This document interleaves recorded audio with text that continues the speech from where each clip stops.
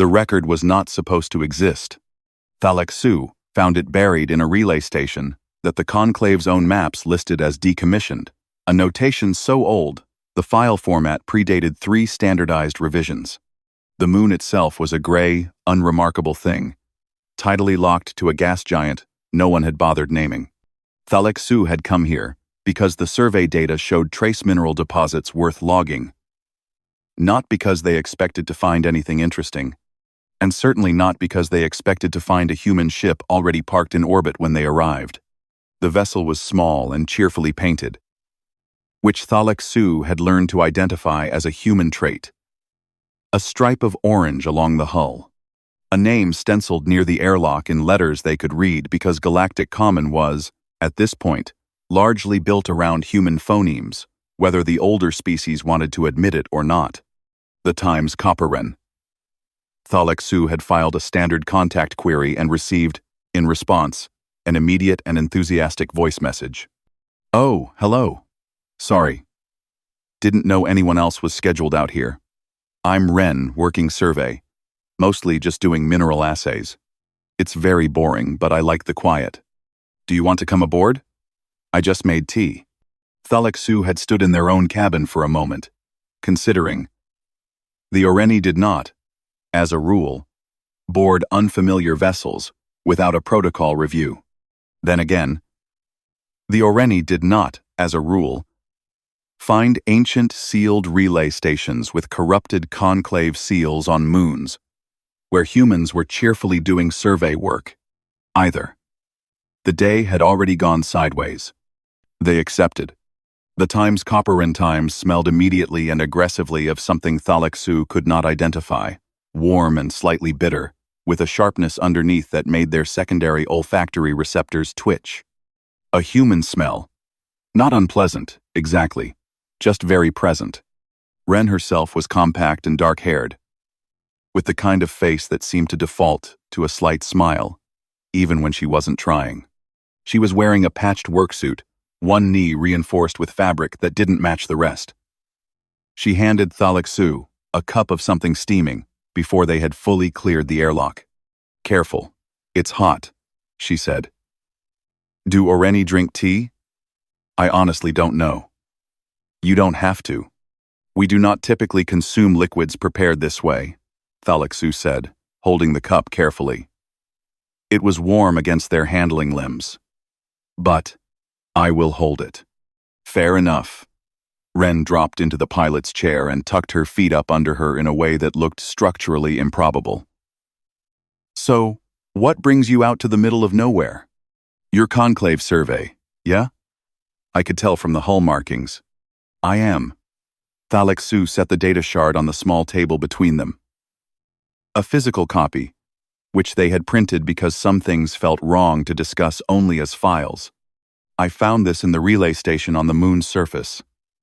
The station is listed as decommissioned, but the seal on this record is active. It references this system." They paused. "It references the 3rd planet of the Sol system." Ren looked at the shard. She did not reach for it immediately. "Earth?" she said. "Yes. And the seal on the record." "What kind of seal?"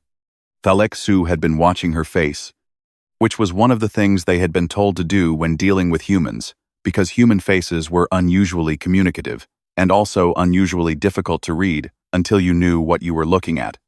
Ren's expression had not changed much. Just a small stillness around the eyes. A quality of already knowing what came next. "Quarantine," Thalek-Su said. "Conclave classification. Active status. Though it appears to have been functionally ignored for at least 3 centuries. "Yeah," Ren said. "We figured out how to file the override paperwork eventually." She looked at the shard for another moment, then at Thalek-Su. "You don't know." "I do not know what." Ren uncurled from the chair. She went to the small galley unit, poured herself a cup of tea, came back, and sat down again. She seemed to be deciding something. "How long is your survey window?" 4 standard days." "Okay." She set her cup down. "I know what's in that record. Or, I know what category of thing is in it. I've seen others. Not this one specifically. She tilted her head slightly. Do you want to open it here? Thalak-Su looked at her. The cup was still warm in their hands. The ship hummed quietly around them, content with its own systems. Yes, they said. I would like that. Ren nodded and reached for the shard, and did not look afraid at all. And that was the first thing that Thalak-Su could not quite account for. The oldest entry was dated before the Conclave had a word for mercy. They had moved to the Times Copperren, small table, the kind of table that folded out from the wall and was just large enough for two people to sit across from each other, with a data reader between them. Ren had refilled her tea twice. Thalak-Su had eventually, experimentally, tasted the tea, and found it not entirely objectionable. It was bitter in a way that reminded them of certain mineral-rich waters back home, and it was warm, and the warmth was pleasant in the ship's recycled air. The archive took 40 minutes to fully decrypt. While they waited, Ren had asked about Oreni homeworlds, with the particular quality of attention that Thalak-Su was starting to recognize as specifically her, not polite interest, but actual curiosity. Leaning forward slightly, asking follow-up questions, filing the answers somewhere behind her eyes. Then, the archive opened. I'll read it aloud, Thalak-Su said, because that seemed right, because reading it silently felt like something they should not do alone. The first entries were administrative, transfer authorization, biological survey, atmospheric analysis. The planet had been selected, the record said, for its high lethality environmental profile. Ice cycles, geological instability, atmospheric toxin variance, megafaunal predator density. The language was clinical. The decision beneath the language was not. The subjects, Thalak-Su read, are to be released into the target biosphere without provision of shelter, tool stock, or cultural continuity materials. Estimated survival probability at 3-generation mark, less than 12%. At 10-generation mark, negligible. Ren was quiet. The subjects, Thalak-Su continued, and then stopped, because they had reached the classification header and needed a moment. The Oreni were one of the founding species of the Conclave. Their signature was on documents that had built the framework of galactic governance for 8,000 years. Their signature was also, it now appeared, on this. Go on, Ren said, not unkindly. Thalak-Su went on.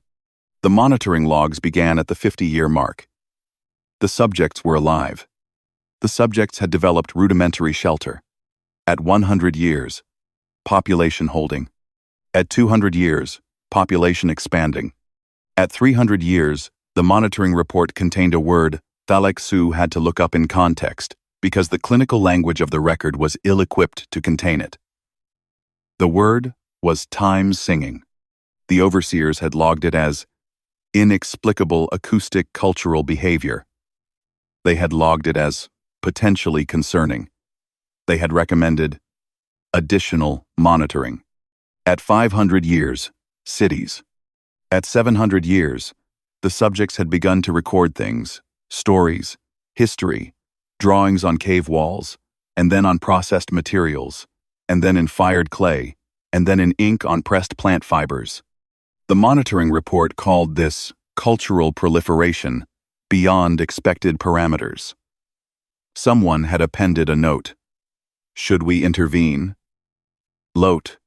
The response, from a committee whose names Thalak-Su recognized from other, prouder documents.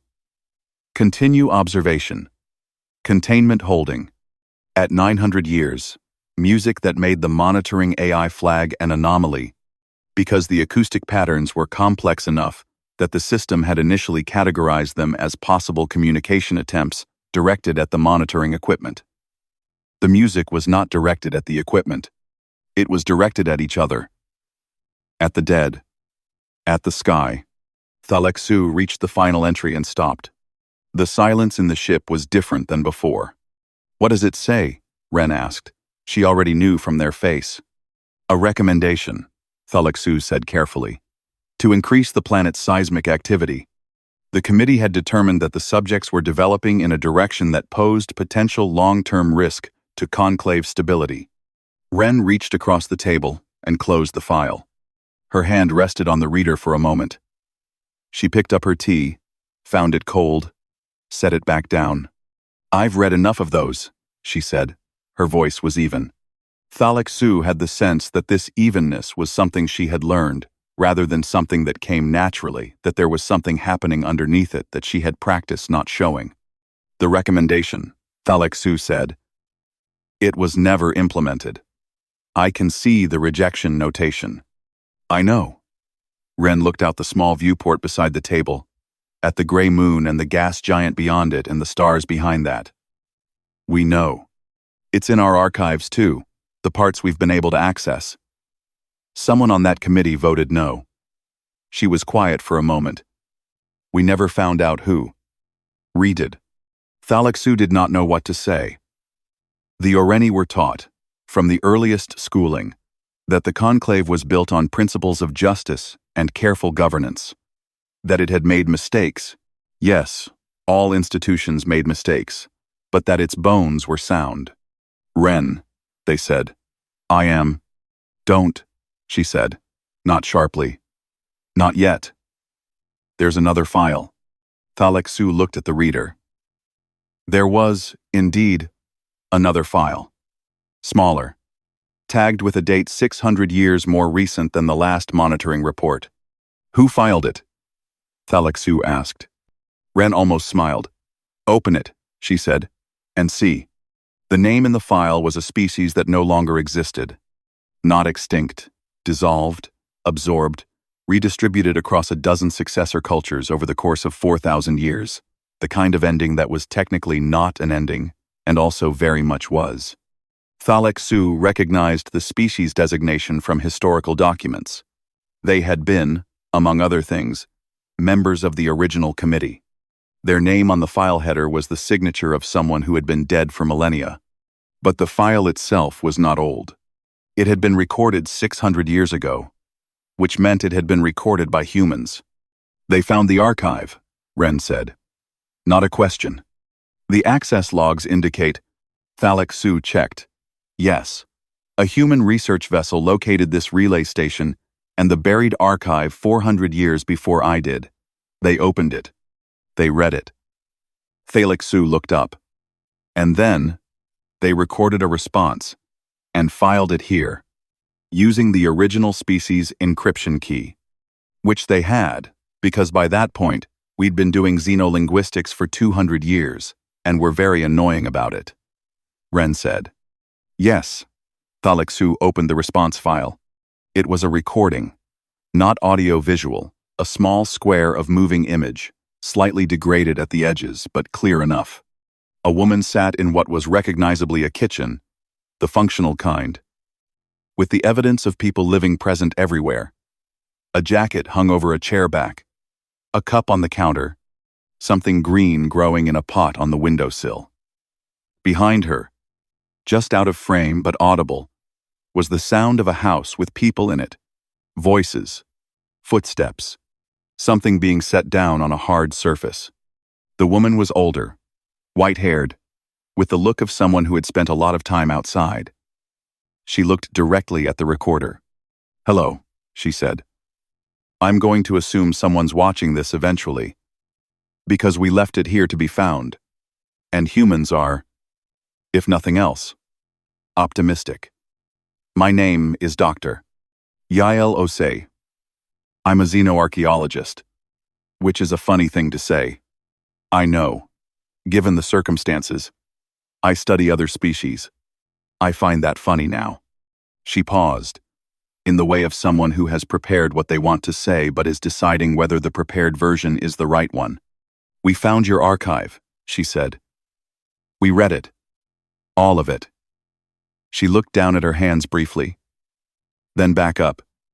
"I want you to know that we know, not just the committee members and the researchers everyone knows, or will. We voted, as a species, to make it part of our public record. Children learn it in school. Here is where you came from. Here is what was decided about you. Here is what happened instead. The sound of voices behind her. Someone laughing at something in another room. "We're not angry," she said, and then paused again, as if checking whether that was true. "What we mostly feel now is..." She made a gesture with one hand.